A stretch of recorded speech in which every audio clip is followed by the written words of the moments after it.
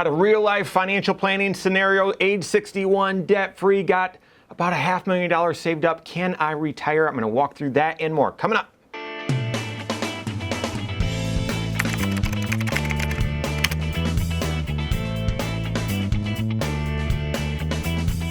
My name's Mike Bernard. I'm the host of the Wise Money Show. I'm also one of the certified financial planners right here at Korhorn Financial Group. Make sure you hit that subscribe button, turn on notifications, and smash that thumbs up button. As a CFP on a team of all-star CFPs, just fantastic. We love taking new scenarios and working through, okay, well, where do you stand? Where do you want to be? And let's craft a plan to see how you get there. When you've got that sort of that passion of helping people and you genuinely care, as well as this, you know, the technical expertise, that geekiness, there's just a beauty in that. And we just love it. And we've seen just about every financial scenario out there, and I can't think of a single one where we weren't able to craft a plan.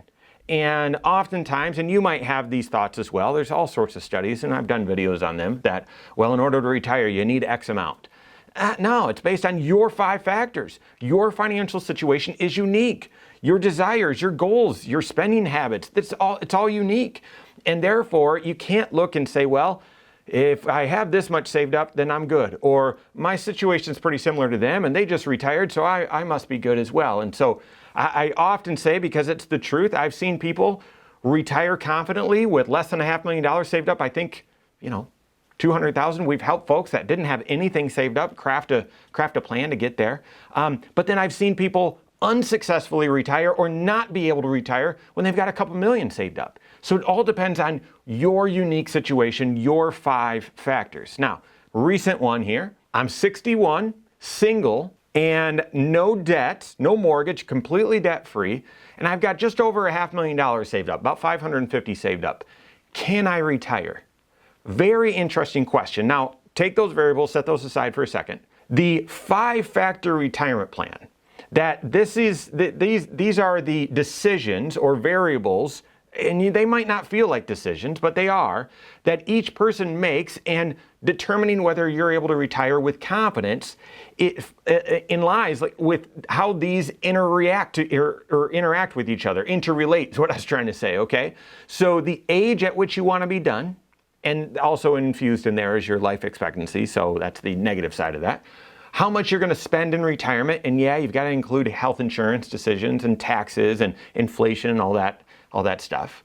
What are your income sources in retirement? So how are you going to optimize Social Security? Do you have other sources of income? Do you want to work part-time? Those sorts of things. How much do you have saved up, and how much are you saving between now and retirement?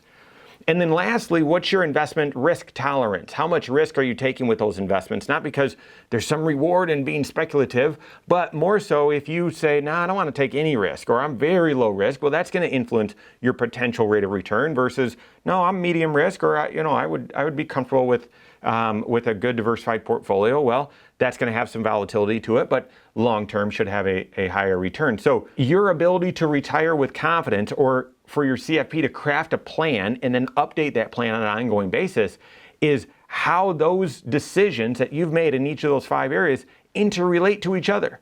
So in this scenario, 61, I think we'd all say, well, that seems like, early retirement. That seems like pretty young. So can I retire early based on how much I want to spend? Well, in this scenario, based on having $550,000 saved up and no debt.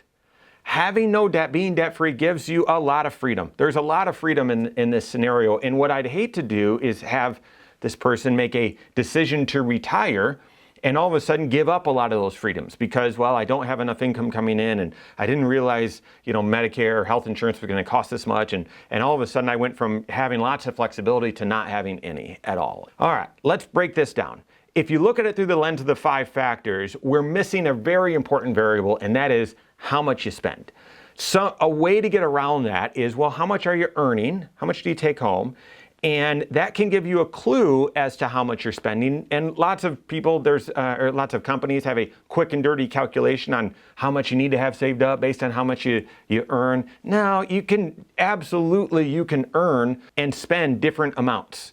In this case, the individual said that they're debt-free. Well, does that mean that they inherently spend a lot less than what they earn, and maybe they've paid off all their debt just recently, and maybe $2,000 a month was going on their debt, and now they don't have any debt, so that $2,000 of cash flow is sort of freed up. So we don't know how much this individual spends, and that's going to be a big factor. Connected with that, what are their options for health insurance?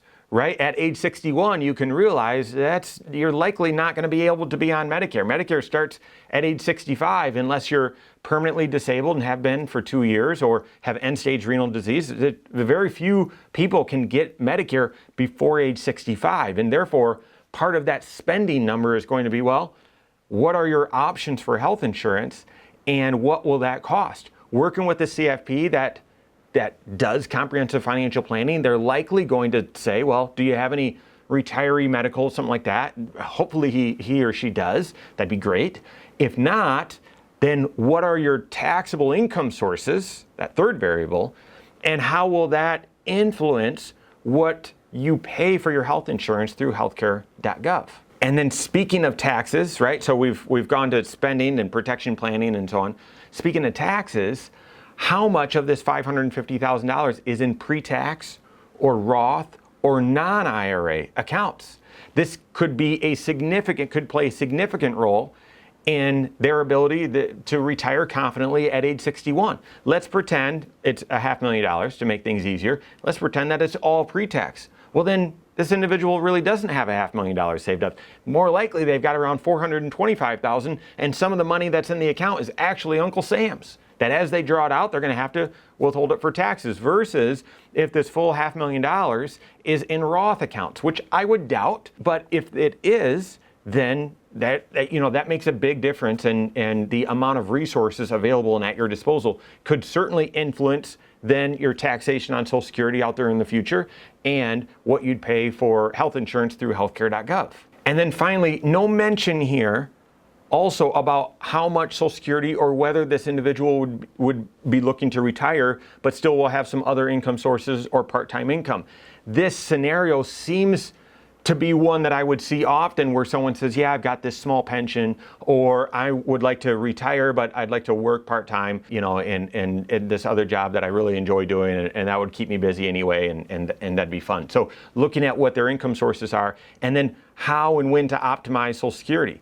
If the plan is, if your Social Security is, $1,400 starting at age 62, and you need to draw a lot out of your $500,000 portfolio in order to supplement that, you might do the math on that and say, no, this doesn't work. This can't work based on what your income sources are, that variable for your retirement plan. So that's a thought process that a financial planning approach or a financial planner would go through. Really, you've got to get all 5 variables out there in the open and then stress test them, right? So see what the trade-offs are and run some stress tests to see, well, does this equate to a confident retirement? And if so, fantastic. And if not, what are some adjustments that you can make? To me, I look and say, gosh, if you could work until at least you're fully eligible for Social Security, that'd be fantastic. And I presume this, if it would be expensive and eat into your cash flow a lot to buy health insurance before getting on Medicare. Not that Medicare is cheap, but if it's going to be very expensive for you to get health insurance before age 65, the closer you can get to 65, the better. But I'm just, spitballing based on what I see.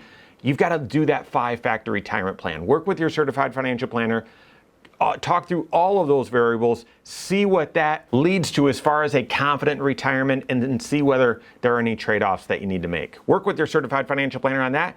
If you don't have a CFP on your team, you can contact one on my team. You can find us online, Korhorn.com. That's Korhorn with a K, wisemoneyshow.com. You can find us there as well, or send us an email, info@Korhorn.com. All right, there you have it. Go out and take your next wise step in your financial life.